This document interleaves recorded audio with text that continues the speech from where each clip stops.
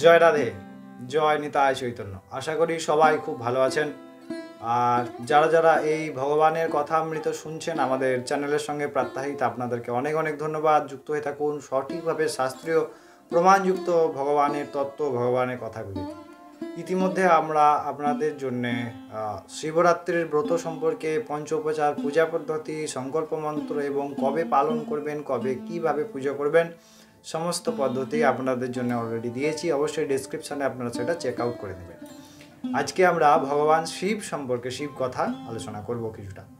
শিব হচ্ছেন অনন্ত, অর্থাৎ যার কথা না তো বলে শেষ করা যায়, না তো পড়ে শেষ করা যায়, না তো জেনে শেষ করা যায়। নম নিষ্কল রূপায়, নম নিষ্কল তেজসে, নম সকলনাথায়, নম সকলাত্মনে। যিনি সকলের নাথ, যিনি নিষ্কল স্বরূপ, যিনি সকাল স্বরূপ, যিনি রূপে পঞ্চমুখে কৈলাসে বর্তমান মহাদেব আদিদেব, মহাদেব নিরন্তর রাম নামে মত্ত হয়ে আছেন। সেই মহাদেব যখন নিষ্কল স্বরূপ, তখন তিনি লিঙ্গরূপে। অবশ্যই আপনাদেরকে বলবো শিব তত্ত্বের কিছু কথা আমি এই ভিডিওতে জানাচ্ছি আপনাদেরকে। আপনারা এই ভিডিওটি যত বেশি করে শেয়ার করতে পারবেন তাহলে আপনাদেরই কল্যাণ হবে। কারণ আজ শিব সম্পর্কে অনেক অপপ্রচার চলছে। কিছু কিছু হাতুড়ে ইউটিউবার যারা নিজেদেরকে মহান শাস্ত্রজ্ঞ ভাবেন, যারা এই ভগবান শিবকে ছেড়ে খেলার পাত্র ভাবেন। দেখুন, মদ খেতে কেউ বারণ করে না, কিন্তু মদ খেয়ে যখন গাড়ির তলায় পড়ে তখন আর তাকে কেউ বাঁচাতে পারে না। সেরকম আমরা পুত্র হিসাবে আমাদের প্রধান কর্তব্য ভগবান পরে আগে নিজের মা বাবাকে সম্মান করা। কারণ ভগবান প্রথমে মা বাবা স্বরূপ, দ্বিতীয় গুরু স্বরূপ, তৃতীয় ভগবৎ স্বরূপ। ভগবান 3 নম্বরে আছে। প্রথমেই পিতামাতা, গুরুর মধ্যেও প্রথম পিতামাতা। তাই আজকের কিছু কিছু সত্যের সন্ধানী, যারা নাকি সত্যের আলোচনা করে, বাবা মাকে প্রণাম করা, এটা আমাদের শাস্ত্র বলে, আপনাকে বলতে হয় না। কপিল দেব ভগবান শ্রীমদ্ ভাগবতে বলছেন, হে মা দেবহূতিকে বলছেন, মা দেবহূতিকে, যে হে মা, যে এই সংসারে সবার সঙ্গে দ্রোহ করে, গুরুজনের অপমান করে, আর আমার খুব করে পূজা অর্চনা করে, তার সমস্ত পূজা জানবে ছাইয়ের মধ্যে ঘি দেওয়া হবন করা। ছাইয়ের মধ্যে ঘি দিয়ে হবন করা কোনো কাজে আসে? সেরকম বেকার। সুতরাং শাস্ত্র না জেনে, শাস্ত্র অপমান, ভগবানের অপমান উচিত নয়, খুব ভারী পড়তে পারে। আজকে ভাবছেন যে আমরা শিব অপমান করে, ভগবানের অপমান করে, কৃষ্ণ, শিব, রাম ইত্যাদি ইত্যাদি অপমান করা হচ্ছে, শোনা যাচ্ছে। যদিও ওনাদেরকে অত পাত্তা দেওয়া দরকার নেই। পাত্তা দেয় যারা একদম মূর্খ ব্যক্তি, তারা পাত্তা দেয়, কারণ তাদের নিজেরই কোনো জ্ঞান নেই, তাদেরকে নতুন করে শিখতে হয়। আর আমাদের এইটাই সব থেকে খারাপ লাগে যে আপনারা যারা ভগবানের কথা দেখছেন, যারা সনাতনী, তারা নিজেরা কোনোদিন শাস্ত্র অধ্যয়ন করেন না। যদি আমি নিজেই কোনোদিন না করলাম, তাহলে আমি যে যা বলবে সেটা আমি শুনতে বাধ্য, সেটাই বিশ্বাস করতে বাধ্য। আজকে এটা কলির প্রভাব যে অন্য ধর্মাবলম্বীরা আমাদের ধর্মকে বিনাশ করবে, আমাদের ধর্মের প্রচার করবে, অপপ্রচার করবে, সেইটাকেই বিনাশ। তাই খুব সাবধান। সেই মহাদেব হচ্ছেন কর্পূর গৌরম করুণাবতারম সংসার সারম ভুজগেন্দ্র হারম সদা বসন্তম হৃদয়ার বৃন্দে ভবম ভবানী সহিতম নমামি। সেই মহাদেব ব্যাপ্ত, সেই মহাদেব সমস্ত বস্তু জড় চৈতন্যে বর্তমান। তিনি ভগবান বিষ্ণু, তিনি ভগবান ব্রহ্মা, তিনি ভগবান শিব, তিনি সর্বচরাচরের ধাম। একই ঈশ্বর, তার নাম ঈশ্বর বা ভগবান। তিনি শিব রূপে, নারায়ণ রূপে, ব্রহ্মা রূপে, ইন্দ্র রূপে, নারদ রূপে, জীব চরাচর সকল রূপে খেলা করছেন। যদি আমরা নিজেরা শাস্ত্র অধ্যয়ন করি, তাহলে আমরা সেই ভগবানকে বুঝতে পারবো না।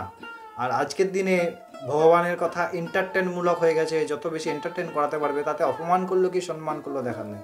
আরে এরা তো নিজের বাপকেই সম্মান করে না, এরা আবার ভগবানকে কি অপমান করবে? সম্মান করবি।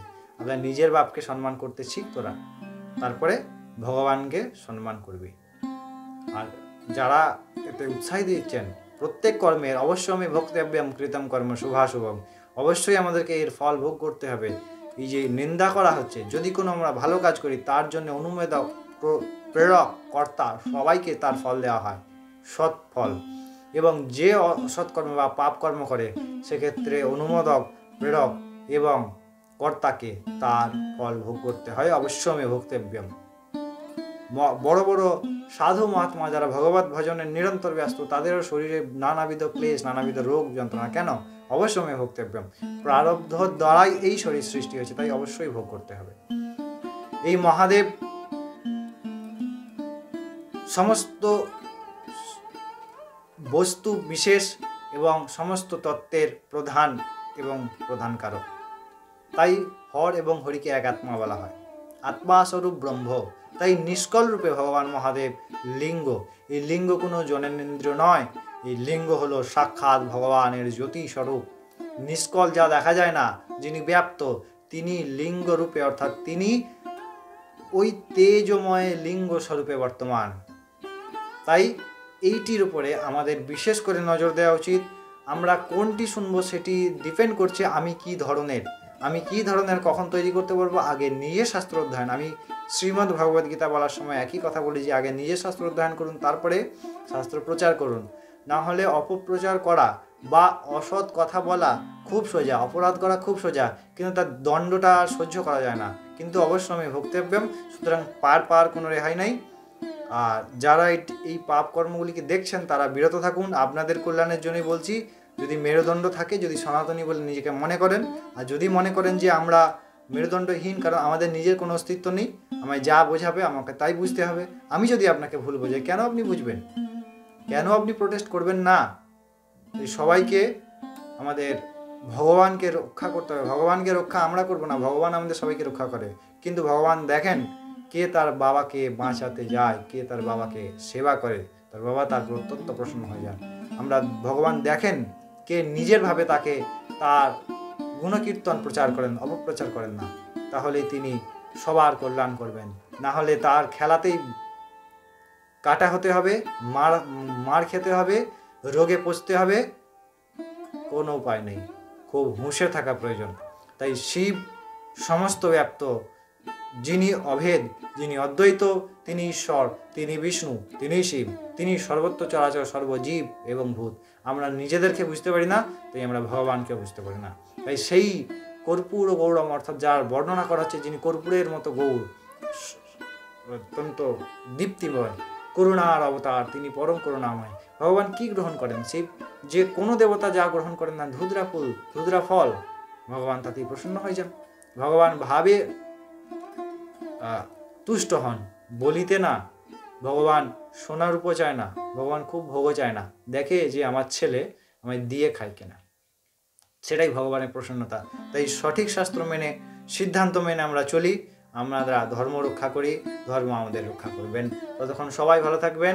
কারো যদি খারাপ লাগে, আমার কিচ্ছু করার নেই, আমি এইটি সবসময় বলবো।